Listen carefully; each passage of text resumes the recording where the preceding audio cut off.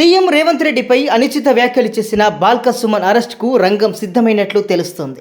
పోలీసులు సుమన్ కోసం వేటను మొదలుపెట్టారు. ఆయన చేసిన కామెంట్స్ను పోలీసులు పరిశీలిస్తున్నారు. అసలు అలా ఎందుకు అనాల్సి వచ్చిందనే దానిపైన కూడా ఆరా తీస్తున్నారు. రండా అనే పదాన్ని మొదట వాడిందే కేసీఆర్ అని పోలీసులు గుర్తించారు.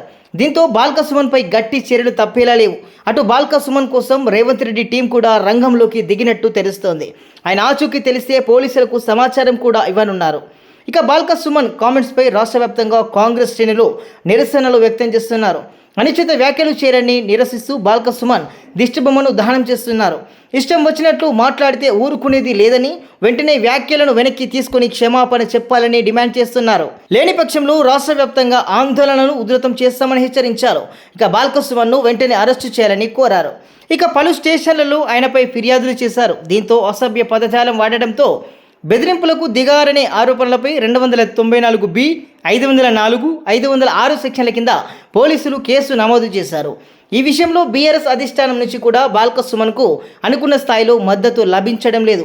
కవిత ఒక్కరే ఈ విషయంపై మాట్లాడారు. ఆయన వ్యాఖ్యలను పార్టీలో కీలక నేతలు కూడా తప్పుపడుతున్నారు. సీఎం స్థాయిలో ఉన్న వ్యక్తిని అలా అనకూడదని, చెప్పు చూపించి మాట్లాడడం సరికాదని అసంతృప్తిని వ్యక్తం చేస్తున్నారు. బాల్క సుమన్ని వెనకేసుకొని వస్తే పార్టీకి నష్టం జరుగుతుందనే ఆలోచనలు అధిష్టానం ఉన్నట్లు తెలుస్తోంది. ఇక ఈ విషయంలో బీజేపీ నేత బండి సంజయ్ బాల్క సుమన్పై ఆగ్రహం వ్యక్తం చేశారు. భాష పట్ల నేతలు హద్దులో ఉండాలని సూచించారు. బీఆర్ఎస్ నాయకులు హద్దు మీరుతున్నారని, సీఎంను చెప్పుతో కొడతా అనడం తప్పని, ఇంతకంటే సిగ్గుచేటు ఉంటుందా అని కూడా ప్రశ్నించారు.